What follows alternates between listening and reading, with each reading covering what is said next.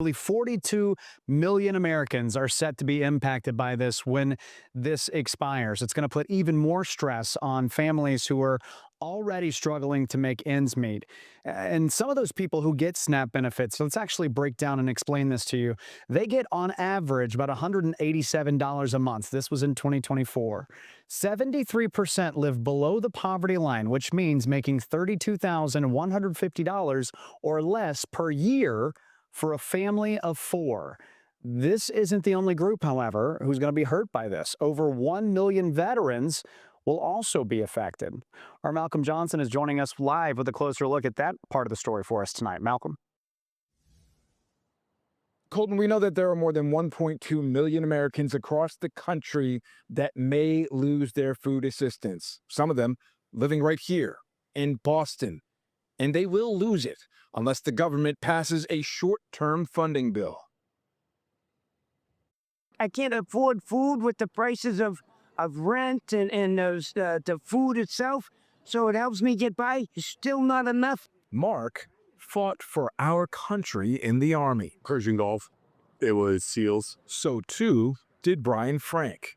And both veterans are at risk of losing food stamps due to the government shutdown. You take all that food off people's plates, and I'll tell you what, people are struggling as it is with the stamps. Now you take them totally away, and it's going to be disaster. People are going to go out, start stealing now. They're going to start committing crime to feed their children. Senator Seth Moulton on communities set to be impacted without food assistance. The seniors who don't have work, disabled people, veterans, people who have contributed to our community, to our country for decades. Yep. Happy Veterans Day, everybody. Veterans Day, of course, is this Tuesday, November 11th. And that's how the Trump administration is celebrating. So here's what they're going to do on Tuesday, you guys. They're going to roll out the red card. I don't know if they're going to have, they used to have breakfast for veterans advocates. The oldest veteran available would come there and they all celebrate at the White House. I went to a couple myself under President Obama. Haven't really done it under Trump, of course. He's going to go out to Arlington, probably, maybe put a wreath out. They're going to tell you how much they love the veterans. But 1 million veterans are going to lose their SNAP benefits. Have lost their SNAP benefits as of now, of course. And Trump actually just today filed yet another lawsuit appealing having to pay SNAP. And that's 1 million veterans plus 42 million Americans. Here in my community in Missouri, 655,000 Missourians have lost their SNAP benefits. And the problem is it's never been done in history. Okay, folks, government shutdown or not, there is a contingency fund of billions of dollars to continue paying folks through this period. And Donald Trump and the Republicans have made the conscious decision to let us starve. And of course, as always, my community's right in the crosshairs. Okay. I'm not supposed to cuss anymore. Here's another one. Student veterans. Okay. It's not just the homeless veterans or the veterans who are struggling. Student veterans, people who are doing it right, are getting their GI Bill benefits, are now under threat of losing it all because they can't make ends meet. You see, the thing is, the GI Bill payments are pretty good. You get a little bit of a housing stipend, you get all your books covered, your classes covered, but it's not enough to live.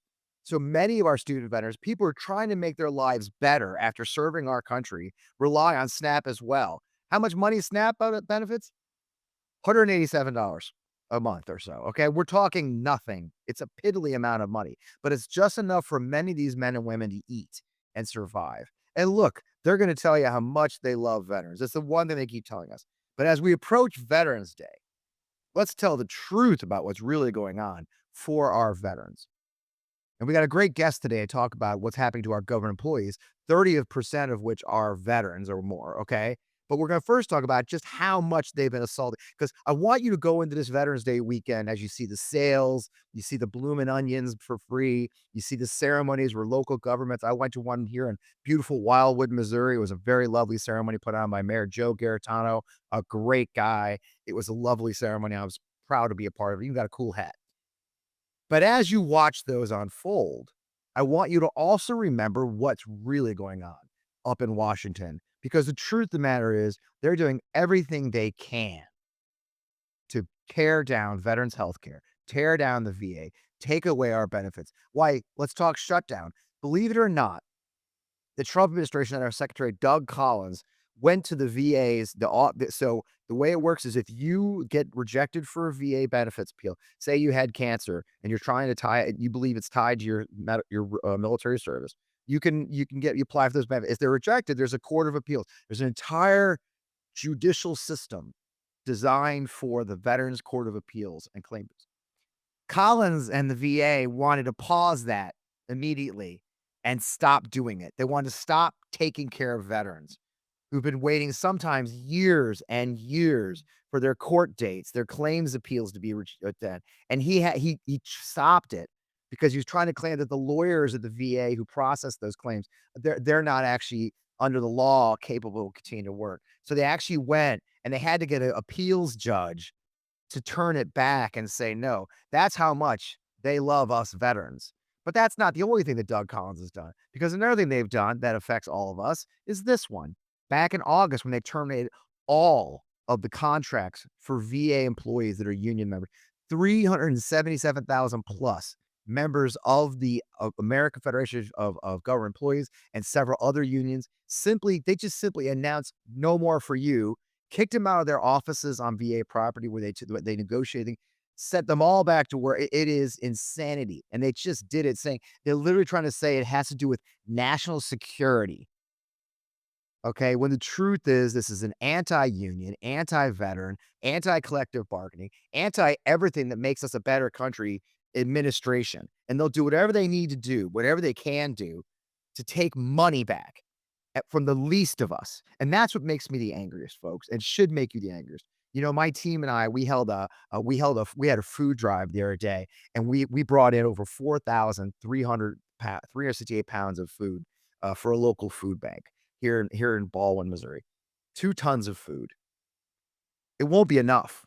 Okay? It won't be enough for the people who need their support. And we deserve better as Americans. And we certainly do deserve better for our veterans, because this is going to happen, you folks. This timing is incredible. Just as we go into Veterans Day weekend, Trump is appealing the need to feed Americans. So don't blow smoke up my butt about how they love veterans, okay? I don't want to freaking hear it. It's a lie.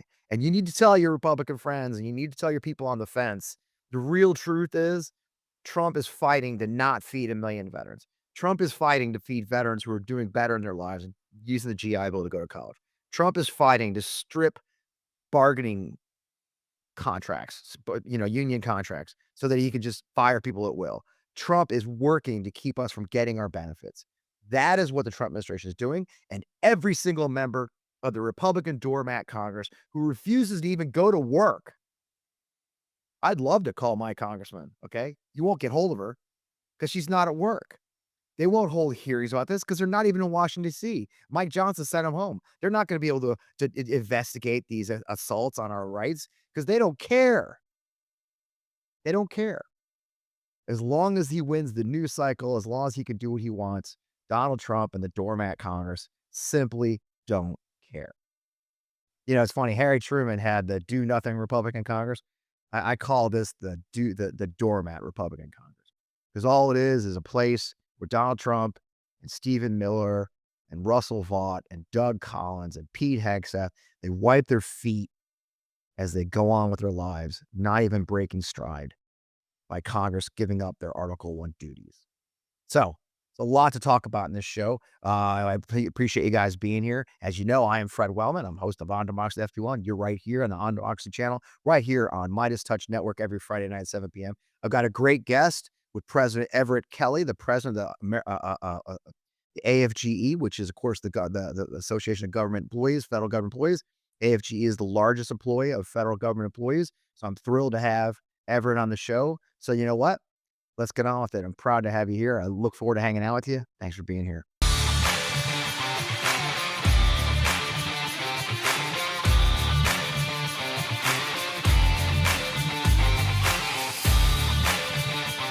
All right, all right, all right. Welcome, welcome back. I am still Fred Wellman, just like I was 30 seconds ago. Or I actually timed it. I think it's actually 15 seconds. But who cares? Every day these days feels like it's a million miles long. It is, as we mentioned in the opening, it is a crazy time. The shutdown continues. We're still fighting that battle with no end in sight. People are losing their food. People are losing their jobs. It is a crazy time. And I got lucky this week. Yeah, sometimes you get lucky in this show and you get the perfect guest for that, as I always do. I got to reach out to my what's somebody I actually know now, the national president of the American Federation of Government Employees, Everett Kelly, largest union representing federal and DC government employees. He's been doing this originally since February 2020, but before that, 30 years of service at a place near and dear to my heart called Anniston Army Depot. So he's one of us. He's a DA employee. So welcome, Everett. I remember for many years being one of us. I'm an Army officer retired. So welcome to the show. It's great to see you, Everett. You've got a lot on your plate, don't you? Oh, yeah, Fred. Thank you. Sure. Well, thank you for having me. Yes. Yes, sir. It's crazy right now. So I guess we start at the top. We have a government shutdown still. This is we're just so everybody knows perspective. I actually tell people now when we record early ever because the news changes so fast in this damn country. We're recording Thursday afternoon. As of Thursday afternoon, we're still sitting in a government shutdown. And you guys have been fighting it. What's the lay of the land as you see it right now? Well, it's hard to say. I mean, as you know, it's unpredictable what's happening and what will happen here in Washington, D.C. I can tell you what I would love to see. I would love to see this government shut down immediately and the people that I represent begin to get their paycheck so that they can pay their mortgages, they can take care of food bills for their family, and all the other essentials of life. That's what I would rather see. Now, as far as what's going to happen the next day or today or Monday, I don't know. But this government need to open up. Yeah, and you guys have been fighting. This is incredibly devastating to your members, isn't it? I mean, what kind of stories you hear from your members? I mean, it varies, right? You got, some people are getting paid, some people aren't, some people are really screwed. I mean, what kind of stories are you hearing from your membership? You got a giant membership. Yes. Well, and you hear all kind of stories, but listening to a young mother crying about how am I going to take care of my children, because I've totally depended upon this paycheck and it's the only source of income in my family. That tears at the heart of any human being, and I represent these employees. And, I had the opportunity this week to go to a mission and serve federal employees food because they did not have resources. And that was the most devastating thing for me. That was a nightmare I didn't want to realize, but I knew it was coming uh, 2 Thursdays ago when I woke up and the first thing I saw was federal employees standing in line to get food, that was being given away to them because, so many other people understand what federal employees are facing. And so therefore I appreciate the gestures, but it's still a nightmare for me. Yeah, and the thing is, people are, there's government towns really, and a lot of our agencies are clustered in certain places. I have family who lives in Fredericksburg, Virginia, and Richmond, so there's a lot of federal, obviously Northern Virginia, but it is places like Anniston, Alabama. Anniston, Alabama is a huge. I mean, was it 40% of the folks are working for the federal government in some way, and in some of these towns, I mean, that is a devastating impact on a local economy. That's your employees and the local economy too, isn't it? Yeah, yeah, that's a true statement. And now Anderson is a little bit different at this point. I think Yeah. that it will eventually get to them, but they under what is called the working capital fund. So, they'll still get most of them. I think it's very few right now that's not getting paid, but it could get to the point that they are decimated by this. But that's Anderson. It's so many other communities that are decimated by this shutdown. And that's why I'm saying, and I'm calling on everybody that will listen to me, that it's time to end this shutdown. You know, because it's not just the federal employees that are affected, but it's their families, right? It is also the American people that will, lose services. Look at what's happening across the country as it relates to air travel. This is the type of events that could possibly happen. And I'm proud to represent our TSA workers, right? But now these are employees that don't make a lot of money. These are employees that average anywhere from $34,000 to $45,000 a year. Now imagine in a metropolitan city like New York, okay, where cost of living is outrageous, but Yeah. I got to go to work, but I'm not getting a paycheck. So how do I get there? Right? Across the board, you got the same thing in our bureau of prisons. How do I get to work if I'm not getting a paycheck? Because just like the rest of America, and I've said this over and over and over, the people that I represent is just like the rest of America. Right. 65% of Americans live from paycheck to paycheck. And the people that I represent are no different. So they're struggling, just trying to, and they want to do this work. They want to do their job, but they're I mean, struggling just trying to get there. So what do you do? it's there's no choice, and you have to go. You have to do your duty, and I think that's one of the things that's driving me crazy. And we're going to talk more about the attacks on on our federal employees as we go. But I was in the Army for 20 years. The federal employees I work with, overwhelmingly, to a large extent, the majority, they see it as an extension of their duty to their country, just as much as many of us who serve in the military. You don't take a federal job because it's an easy paycheck. It really is. There's a service that goes into serving your government, isn't there? Absolutely. I'm a veteran myself. 30% of the people that I represent are veterans, and they feel like this. I've taken off one uniform, I'm putting on another one to serve the American people. So they take what they do to heart. They take an oath when they Yeah, it's sign like up we do. for Yep. federal employment, right? They take an oath and they take that oath seriously. Because, like I said, 30% of them are veterans. Think about the veterans serving veterans at the VA. They take it serious. They know what their next veteran is going through. They take that serious. And it matters. I tell you, I've told the story before when I finally did submit for my PTSD, which I had resisted. I only submitted 4 years ago, 3 years ago, and I actually got a call from a veteran, who was at the VA. He was a VBA employee, and he called me, and he walked me through how I'd screwed the paperwork for Gulf War syndrome. But in the end, he said, Colonel Wellman, I want to tell you, you're going to get 100%. We're giving PTSD. I'm like, I was shocked, and he said, "And I'm really sorry that happened to you." He goes, "You served our country." I was like, and he was a retired NCO, and for me as a veteran going through that process, because the process is also kind of traumatizing, because you got to revisit a lot of things, and to get that kind of, I mean, again, he didn't have to do that. He did that because he cared. He was there because he cares, and people have missed that. And I tell that story often because it's so true.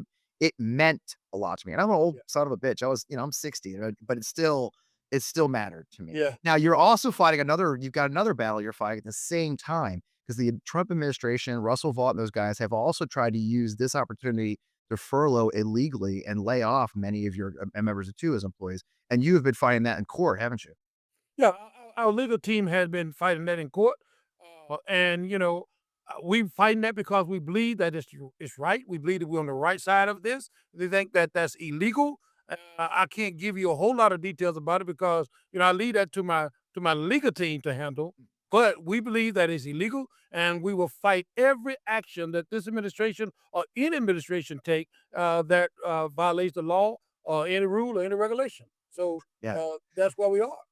How had they done that? I mean, maybe for some people may not be familiar, because there's so much news piling up right now. So they actually turned out and actually furloughed, like, not just the people who are just out of work because there's no government budget. They're actually trying to fire people, aren't they? Absolutely. That's just been the theme of this administration, right? Right.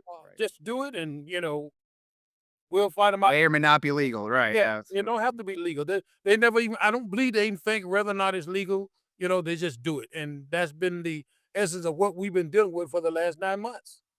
Yeah, and it's been piling up, and that goes to that VA we're talking about a little bit. The Secretary of VA announced they're just getting rid of all the collective bargaining agreements. Collective bargaining agreements have covered, I believe, the majority of employees at the VA. I think that was the first one to do that of the federal agencies, right? That Yeah. it just got rid of them. I mean, was that a shock to you guys? Did you see it coming? And what does that mean? What does that mean to those of us who may not be familiar? Well, it certainly was a shock to us because it's illegal, Right. and we didn't expect the secretary to take on illegal actions, although we knew that Project 2025 was addressing some of these things, talking about the things that they were going to do. But we didn't expect them to just come in and do this without any constraints whatsoever. We believed that they would at least follow the law. Because if you look at, RIF action, certainly an agency can perform RIF actions. However, there are rules and regulations that go along with it, and they have justified any rule or regulation, and that's what makes it illegal. Yeah, and how are you fighting that now? I mean, what's the recourse for you? Well, again, the legal team is actually fighting that. And they have a legal strategy that I believe that they are correct in. But I don't want to get too much into the legal um, strategy, if you will, right? No, no, it makes sense. It Yeah. has to be dealt with, in the court. Yeah, I get it clearly. And so as you look at your membership, as you look at this moment, I mean, we've been in this administration for about a year. A question I always ask everyone is and I have personal stake in it is, it goes right back to our very first topic, which is the Congress, right? I've been calling this Congress, and I'll do it because you have to work with them. But Harry Truman used to joke that he had the Republican do nothing Congress. I'm from Missouri, so I'm passionate about Harry Truman. I call this one the Republican Doormat Congress. I mean, really, they're not doing anything but laying down at the door. They're basically just like one of those shabby little things at the doorstep of Trump Tower where people go by and wipe their feet on them. I mean, are you to I mean, Congress really is not doing their duty at this moment, and you have to work with them. Are you frustrated with Congress? Can they do more for you, or what are you hearing? What's your frustration with them? I'm absolutely frustrated, Fred, because you're right. Congress has just not done their job. Matter of fact, from an old soldier to the next, what I said a few weeks ago, they just simply AWOL. Right. I understand exactly what AWOL mean, and Congress need to come back to work and get this work done. We're going to do ours. The people that I represent, they're going to do that job. We just need Congress to come and do theirs.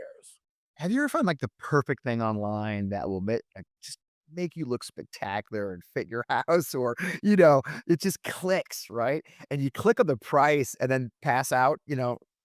I do that all the time, and that's why I use dupe.com. I've really fallen in love with this site, and all you gotta do is type dupe.com// before any product URL, and Dupe will instantly show you similar and more affordable alternatives and different things for that product. And I tell you, as we go to holiday shopping season, it's the perfect thing to do. And look, these aren't like knockoff things. It really goes through the internet using AI to find the best thing from fashion to gadgets to furniture, all built probably the same factory, the expensive one you're buying. And they're brands they just use different labels, a lot of these products. I mean, I didn't know this for years, but what you're buying at one store, maybe the exact same thing as another store, but with a different label on it or slightly different materials. A light fixture, for example, or a piece of furniture. So Dupe finds them or something nearly identical, and then it's a fraction of the price. And it's no wonder the Dupe is going viral all over the place. Millions of people have been checking it out. You guys have been checking it out. This is our second time talking about Dupe. It's a great sponsor of the show. But look, sometimes you find something like 60, 70, or even 80% off, and it's completely free to use. And the holiday season, Dupe is giving away 1 million what they call Dupe points. And you can turn those points straight into gift cards. And here's how it works. You earn Dupe points just by shopping with dupe.com. No payment, no catch. Just search for the products you're looking for. You want to save money and you rack up points. And want even more? You just gotta share Dupe with your friends, and then you save and you earn even extra more rewards. It's just piles up. You get gift cards for using it. It helps out you. It helps out you save your budget, and it helps your friend. But here's the kicker. For a limited time, the first 10,000 people who go to dupe.com/Fred will get 500 Dupe points instantly. These are redeemable for gift cards, no catch, but spots are limited. So don't wait now. You're watching the show. It's dupe.com/Fred for 500 free Dupe points today. Use your Dupe points and gift cards to make the most of your holiday shopping. So it's simple. And I'd love you to do it. Just go to dupe.com/Fred, as you see on the screen. I'm not kidding when I say I love this sponsor, okay? I love their products. I love the way it's helped me find cool things. I've been buying about 1 million of these quarter zips lately because it's that time of year. It's, as they say, sweater weather. And so I've been buying sweaters. So you should do it too. That's dupe.com/Fred. Thanks. Yeah. Are there legislative solutions to for example, with the bargain agreement getting thrown out and everything, there just seems like that they're using these National Emergency Act to kind of use a loophole. Have you guys thought? I know you got a legal department, or you got a legislative. I know you got a legislative department. I've talked to them. Are they looking and say, hey, are they gonna if the dust ever settles, or let's say we get a new Congress, which there's a chance we might get a new Congress and flip the House here and the Senate here in a year. Are there legislative solutions that you'd like to see that if you present them, say like, if we don't want this to happen ever again, are there solutions you think that could be proposed, or what do you guys see? Well, we think there are solutions. Now, what they are at this point, I don't know. But the legislative team are working hand in hand, with the lawmakers on Capitol Hill to try to, determine what is possible, right? And we want to know what's possible. We want to have those type of legislation, but we're still talking about what's really possible and what's not. Okay, Yeah, so and yeah, and that's a future battle, and the battle right now is get this government open. So as we look at that, as I'm sure you guys are working the Hill. At least I think the Senate's in session. At least they're showing up for work. I think Democrats are on the Hill. I mean, I'm sure your team is working the Hill. Do you have any prospects? I mean, do you see any kind of hope? There's been rumors of negotiations occurring. I know you guys have been a part of that in some ways. Is there any hope for us out here that or your members more than anybody? I guess. without Fred, and it's hard, because you can believe that there is hope, and then the next minute everything just the sky falls out. Yeah. But I personally believe that there is opportunity, right, for us to really get to a situation where the government is open, and then we address crisis and other issues in this country. That's what every Kelly believes. But now, can that take a turn tomorrow or this evening? Of course it can. But I believe that we are at a position where we can get this government open. Yeah, and it has to happen soon. Tell folks a little bit more. I mean, before I let you go, I really want people to know about AFGE. I mean, how big are you guys? I mean, I don't think people understand the scope of what you guys do. Well, you're probably right. But AFGE is the largest federal employees union. We represent about 820,000 federal and DC government workers. Now, some people don't understand who we are, but we are the people that provide care for veterans. We're at the VA hospitals, right? We take care of veterans. We process claims. We provide medical attention to veterans. We are also the people at the TSA, the people that make sure that when we travel through the skies, it's safe for us to travel through them, because they're making sure that no one is getting on the planes with weapons or any type of instruments that could cause harm to passengers or crew. We're also processing claims for beneficiaries at the Social Security Administration. Okay. We also inspect the meat that we eat. Okay. These are employees that we represent. And some of them people are furloughed and, and stuff like that. And so that means that American people are affected by the fact that they're not there, or possibility of them not being there, right? Because it means that our food are not being adequately inspected. We also the people that's at the EPA to make sure that the air that we breathe is good, clean air. The water that we drink is good, clean water. And at the Bureau of Prisons, right? Making sure that while you're sleeping comfortably, criminals are contained in the cells where they should be. But these are the people that are being furloughed. These are the people that for the last 9 months have gone through trauma and just pure hell, if you just want me to say it, Fred. And it's time for it to stop, right? It is absolutely time for it to stop. And I'm just saying, it's time to come to the table and resolve these issues. Right. Because I guess it goes right back to our top of our conversation. It is part for me as an American citizen, as a veteran, a person who's worked with you guys, worked with the government agencies.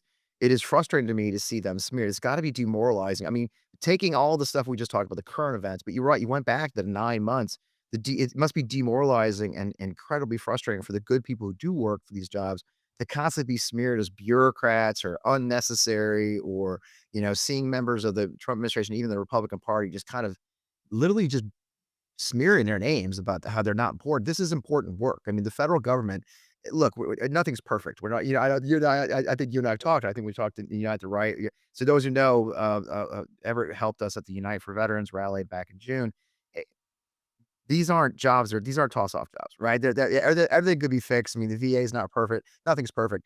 But you can't just throw out everybody because you don't like a few, right? I mean, like you said, our meat needs to be inspected. People will die. Yeah. We just had a plane crash. I'm hearing some horror stories from guys who were pilots about flying into Atlanta. It's just there's not enough controllers. I mean, you're seeing lines. They only have one line open at TSA. We're seeing lines going out the building. I think it was in Houston where there was pictures of the line going on the block. I mean, that's some shocking things. So it's got to be demoralizing for your folks to kind of have that hit on them. I mean, are you worried about setting aside the current events or anything else? Are you worried about the future of those who will want to serve our government and our country by stepping up into a job where they're treated so poorly? Well, certainly, I'm concerned about the future state of the federal system. However, Yeah. I'm proud of the current staff that we have as federal employees because they take what they do seriously, even though they are being called names and Yeah. being intimidated. The thought of intimidating them, they continue to perform their job in an efficient and proficient way.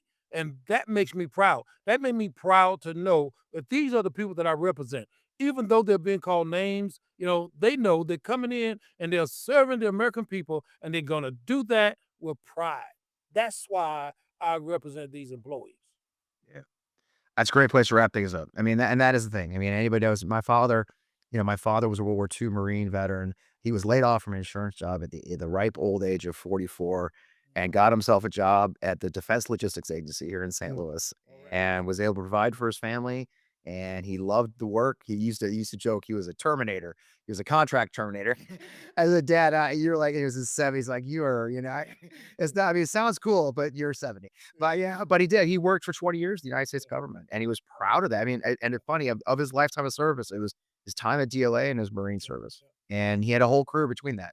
And that is the thing, right? So many of these men and women, they step up and they believe in it. So thank you for you. Tell your members we appreciate them. I hope they're watching. And there's so many of us here, especially in my side, we're strong union supporters. I am a passionate union supporter for a whole host of reasons. We appreciate you, and I just wish you guys the best of luck in the fight and keep up the fight. Thank you, sir. And have a good day, Fred. Good talking to you. Great conversation with Everett Kelly, president of AFGE, yesterday. As I mentioned, we recorded that yesterday. Sadly, sadly, I had hoped things would change overnight, but they have not. We are still in a shutdown. Trump is still fighting, just not give SNAP benefits to anybody. It is still a mess. So look, same stuff, folks. But you see the damage being done. You see the damage being done. You see the choice that Donald Trump has made to hurt his fellow Americans instead of supporting them. And look, that is a choice. You see the danger from them stripping union contracts away from Americans. You see people being fired. You see the morale being broken within the federal government by Donald Trump and his cabinet secretaries and the Russell Vaughts of the world. We are fighting back. But look, right? We had a big Tuesday night. So that's the good news, folks. Tuesday was incredible. We showed them, exit polls are showing clearly that this was a referendum on Trump and he lost. He is a mess. We people recognize now the real cold hard reality is settling in as all the notions go up. It is a mess. The Republicans have lost the bubble. Okay. And we are on the move. And if you don't feel hopeful, I don't know what to tell you. We are on the move again. We can win. We can fight. And I mentioned at the top of the show, by the way, I wanted to show you something. I mentioned at the top of the show that my organization, we held a food drive this week. So last Saturday, we gathered here in Baldwin, Missouri, with a bunch of our friends and to raise food for Circle Concern Food Pantry right here in the West St. Louis County area. Check this out. We had over 30 volunteers show up. This is me and our volunteers that showed up.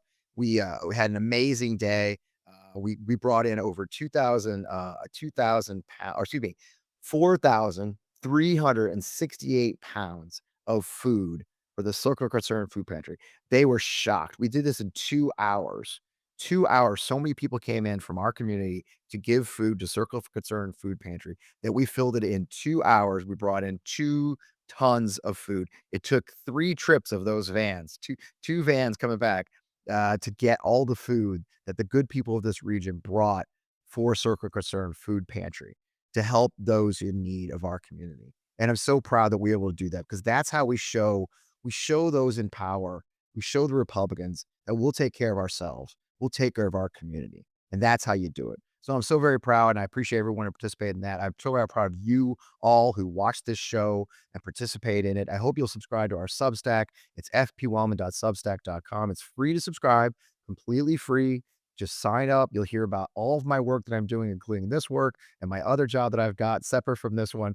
You can learn a lot about that because it's going really well. And I'd love you to be a part of that movement as well at the same time. So again, I am Fred Wellman. This is On Democracy FP Wellman. Thanks to our sponsor, Dupe. Man, I'm not kidding. I say I've gotten hooked on that website, y'all. It's a great place. I'm buying a lot of clothes lately for that other project. So dupe.com has been a big part of that. So thank you for sponsoring our show. Thanks to Midas Touch. Thanks to Midas Mighty for you guys coming every Friday night. I love your comments. Hopefully I can be here with you. Sometimes I'm kind of busy these days. Again, that other job, but I love you watching the show and being so loyal to this organization, this show, and all that we're doing. And it means the world to me that you're all part of this movement, part of On Democracy family. Again, look, you saw it, folks. We're on the move. I tell you this all the time. I'm a hopium addict, but I do. You feel it too. Something's happening. People are tired. Cold hard reality of people losing their food stamps, people losing their jobs, the economy crashing. This is Trump's with the worst October since 2023, I think, or 2003 of layoffs. That's the cold hard reality that we are facing. While John Trump says he's solved the affordability crisis, we know better. And those pictures of people giving food to their neighbors shows it. So we'll see you next week right here. Same bad channel, same bad time. I'm Fred Wellman. Thanks for watching.